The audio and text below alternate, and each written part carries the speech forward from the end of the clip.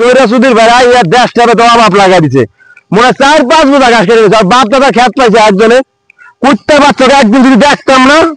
জনকে ধরা ধরতাম খেতে পেতে যাইতে আর বাপ দাদার খেত এনে 5 বোঝার উপরে ঘাস কেটে নিছে এই কুত্তের বাচ্চারা কুত্তের বাচ্চা খেতে পেতে পাইলে শুয়ারের বাচ্চা গো চৈরা সুধীর ভাই আইয়া দেশটার ভেতরে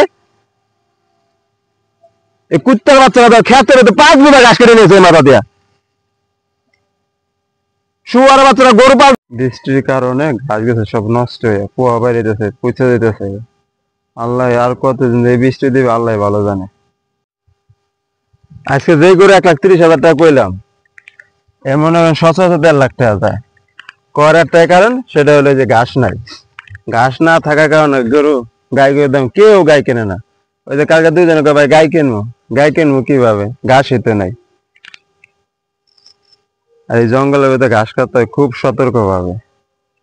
এখানে কিছুদিন আগে একটা কুকুর সাপ দেখছে বড় ভাই এইটা 2টা বগালে এই ভয়ের কারণে খেতাইতে চায় না ঘাস খেতে ঘাস কই যে বর্জুতা পরে নাকি আইসি নামতে সেন্টার পরে কুত্তে মাত করে খায় কাতে মেশে কুত্তে বড় ভাই ঘাস কাটতে ভয় পাইতেছে এই জন্য আমি সাপোর্ট হিসেবে দাঁড়িয়ে রয়েছি ঘাস খেতে কোনা ভয় পাইেন না বড় ভাই আমি আছি ঘাস কি জঙ্গল হয়েছে ঘাসের ভেতরে আল্লাহ দিলে